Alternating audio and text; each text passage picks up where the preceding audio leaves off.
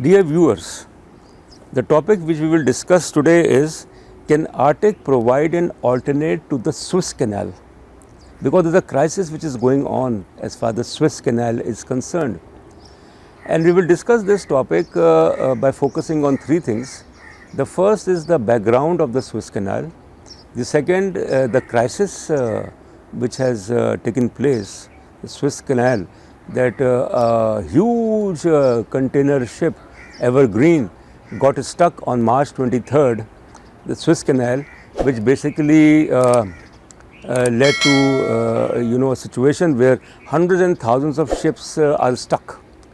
And unless Evergreen cargo, that container is removed, and it will basically take, it may take days, it may take weeks. The third thing which we will discuss is which the Russian government is trying to project, is trying to highlight, is that the crisis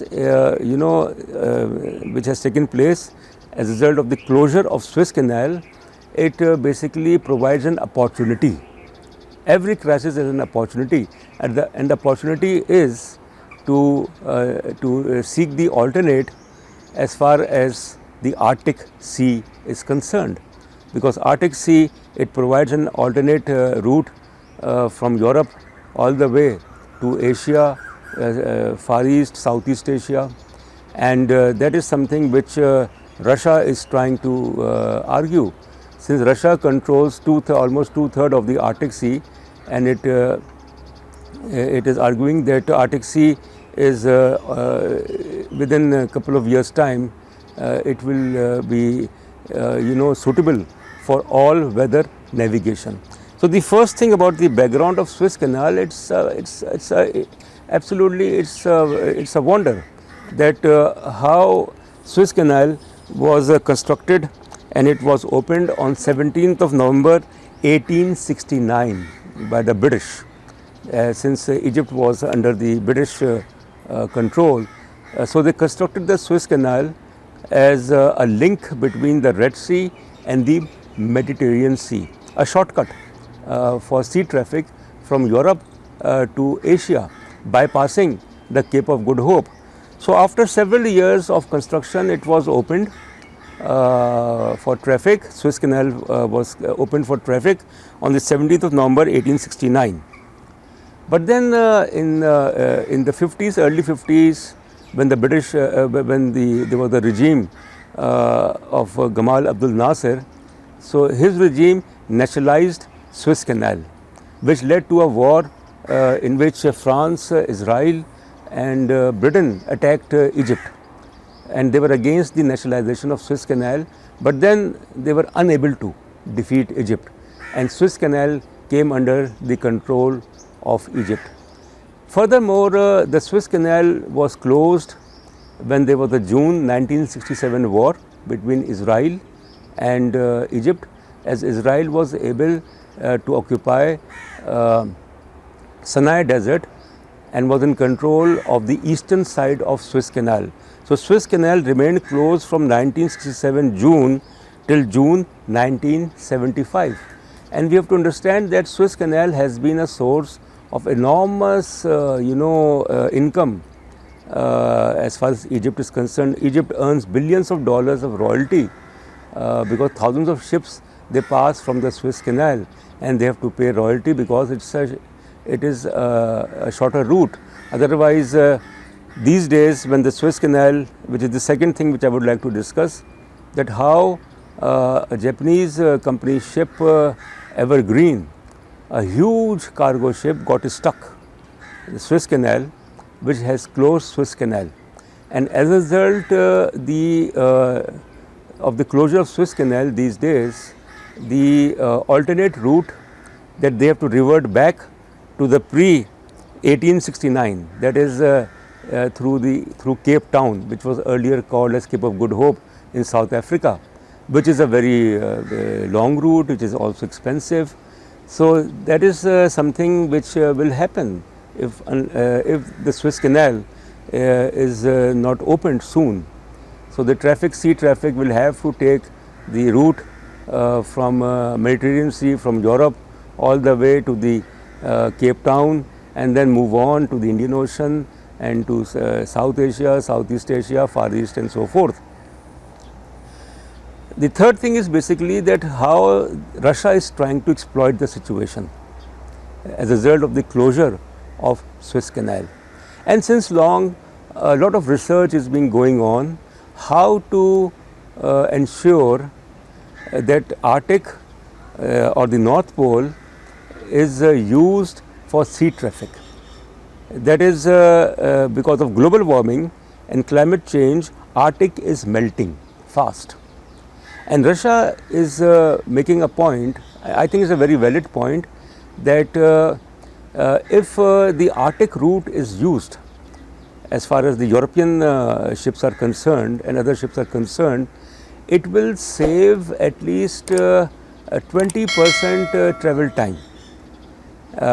So it will save time, it will save energy, and Russia has also assured that it will make arrangements that if ships pass through Arctic route or the Arctic Sea, which Russia claims that it is now during particularly during the summer time and autumn time, it will be open for navigation, and it will make arrangements, and because of the melting of ice along the Arctic Sea, so there can be traffic, enormous traffic from Europe towards the Arctic, and from Arctic that traffic will move towards Japan, and then Korea, and then China, and then it will go on to the Southeast Asia and South Asian countries.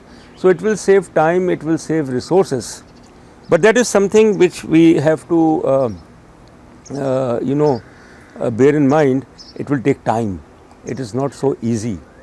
That whatever Russia is trying to argue, whatever the Russia is trying to sell the idea that make use of the Arctic Sea, and if such a thing happens, then certainly it will create a revolution as far as navigation is concerned, and time will be saved, but then the influence of Russia will also increase.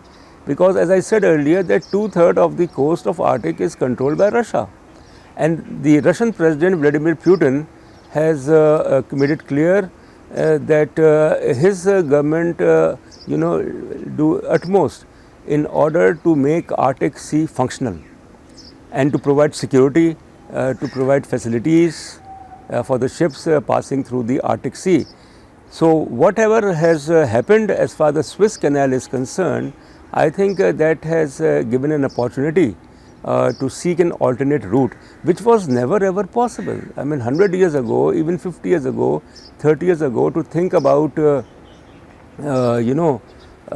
navigation using the Arctic route, that was inconceivable. And during those days, during the 80s and all the 80s and so forth, the ice-breaking ships, that was an alternate. But because of global warming and melting of ice and climate change, even ice-breaking ships are not required. So there will be no obstacle for navigation.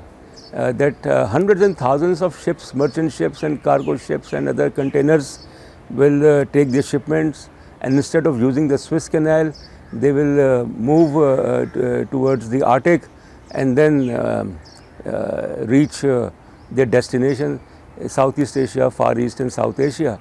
But of course, it will be the expense of, number one, Suez Canal. Egypt will lose heavily, because Suez Canal cannot remain blocked forever.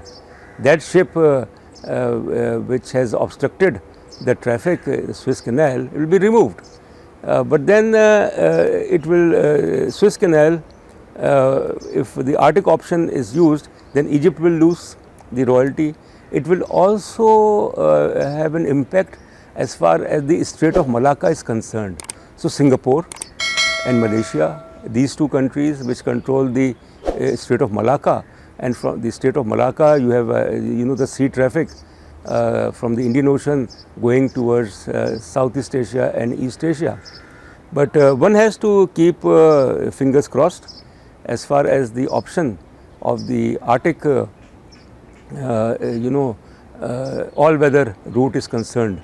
Thank you very much.